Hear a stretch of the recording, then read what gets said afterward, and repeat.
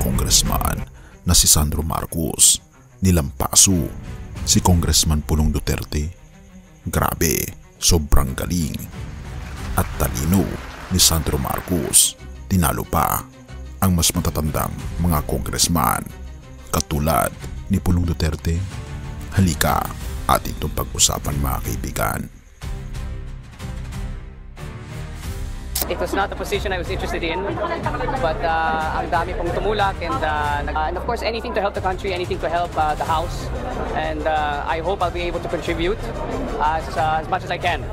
Bagitong congressman pa lang pero tinalo na ang isang veterano. Isang nakakagulat na revelasyon sa Kongreso. May isang baguhan pero hindi mo akalain mas maraming batas na ipasa, mas mataas ang posisyon at mas mataas pa ang rating ng taong bayan. Pero teka, sino ba tong bagitong to? Hindi sa ordinaryong neophyte kasi bagito nga pero parang trumabaho ng isang dekada sa Kongreso. Hintayin mo lang, di mo namamalayan, matatapos mo ito at pati ikaw mapapahanga rin. Sino ang tinutukoy natin? Walang iba kundi si Congressman Sandro Marcos, anak ni Presidente Bongbong Marcos, ang apo ng dating Presidenteng Ferdinand Marcos Sr. Pero teka, hindi ito tungkol sa pagiging anak ng Pangulo. Ito ay tungkol sa kanyang sariling gawa.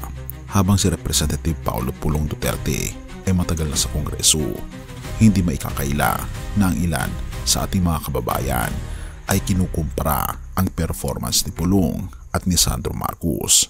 Si Sandro Marcos kasi bagito pa lang pero mas marami ng batas ang kanyang naiakda. Ilang batas kamo? 240 author bills at 75 co-author bills. Ibig sabihin 315 panukalang batas sa isang termino pa lang. Samantalang si Pulong Duterte halos 60 lang sa buong 19 Congress. Nakakagulat diba? Pero teka, hindi lang yan. Hindi lang siya basta aktibo. Siya pa ang Senior Deputy Majority Leader. Yes, tama ang basa mo. Ang bagitong si Sandro nasa isa sa pinakamakapangyarihang posisyon sa Kamara. Bakit importante yan? Dahil ang Senior Deputy Majority Leader ang tumutulak ng legislative agenda ng Kongreso. Therefore, hindi lang siya dumadalo, siya mismo ang nagpapagalaw ng galaw sa loob. At may bonus pa, member siya ng House Committee on Rules. Para sa mga hindi familiar, ito ang committee na nagpapasya kung anong batas ang unahin at kailan ito pag-uusapan. Pwesto ng mga haligi ng Kongreso pero nakuha ng isang baguhan. Bakit siya? Siyempre, hindi pinalampas ng publiko. Sa isang survey ng RPMD, Representative Sandro Marcos ay may 95.8% performance rating. Tinalo niya maging ang mga veteranong kinatawan kasama na si Pulong Duterte. Pero teka, hindi ba't si Pulong ay anak din ng dating Pangulo? Hindi ba't matagal na siyang naninilbihan sa Davao at may malawak na karanasan? Pero sa mata ng taong bayan, mas mahusay, mas mabilis at mas epektibo ang batang Marcos. Nakakabigla ba? Oo, dahil sa Kongreso ngayon, hindi lang pangalan ang labanan. Galing, galaw at gawa ang pinapansin. At si Sandro Marcos, bagito sa papel pero liter na sa gawa. Kaya kung dati ay iniisip mong wala yan, anak lang yan ng presidente, ngayon napapaisip ka, teka, siya nga talaga ang bagong mukha ng modernong pamumuno sa Kongreso.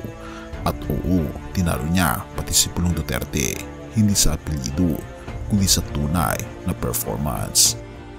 Have mercy o God at purihin ang ating Panginoon Diyos.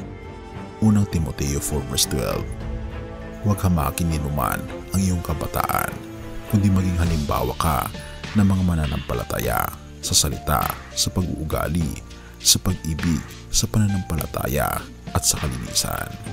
Si Sandro Marcos ay isang bagito kaibigan pero pinatunayan niyang hindi hadlang ang edad sa pagiging mahusay, masipag at matalino sa paglilingkod. Ngunit bilang mga Kristiyano, ang tunay na sukatan ng tagumpay ay hindi lang sa dami ng batas o taas ng posisyon, kundi kung paano ang ating buhay ay nagsisilbing liwanag ni Kristo. Hindi pangalan, hindi kapangyarihan. Ang tunay na lider ay ang may puso ng paglilingkod tulad ng ating Panginoon Jesus. Ang Panginoong Hesus mismo ay nagsimula ring walang titulo sa mundo. Anak ng karpintero, walang posisyon sa gobyerno, pero siya ang pinakamakapangyarihang lider na naglingkod sa kasaysayan ng mundo ng may kababaang loob, pag-ibig at sakripisyo.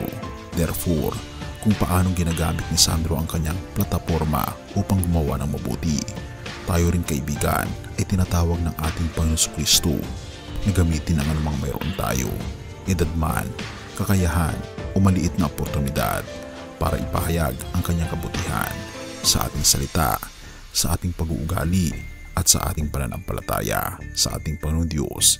Ipakita natin kaibigan ang ating Panginoon Hesus sa mundo. Purihin ang ating Panginoon Diyos at tayo manalangin.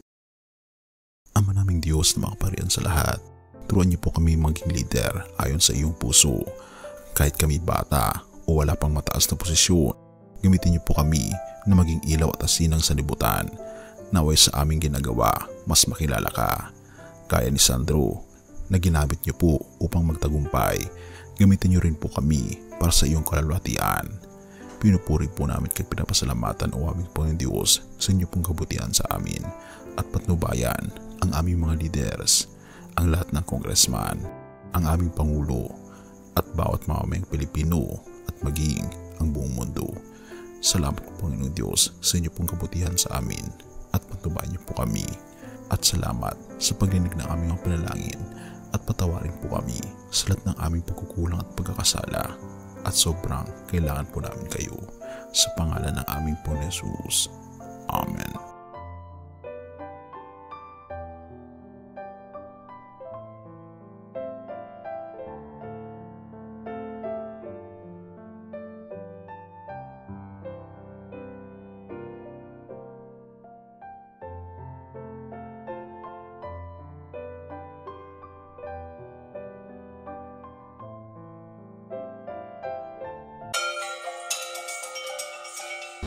Bago natin ipagpatuloy kaibigan, siya nga pala ang Great Controversy na isa sa mga pinaka-kontrobersyal na libro dahil tumutukoy ito sa mga propesiya sa libro ng Daniel at Revelation na nagaganap na sa panahon natin ngayon bago ang pagdating ng ating Panginoong Diyos ay pinamimigay na namin ng libre sa pamamagitan ng PDF. At ito ay nasa limited lamang na panahon, kaya i-click mo sa description sa baba upang ma-avail mo kaibigan ang napaka-importanteng libro ito na magbubukas sa iyo sa mas maliwanag mong hinaharap. Purihin ang ating Panginoong Diyos at tayo magpatuloy.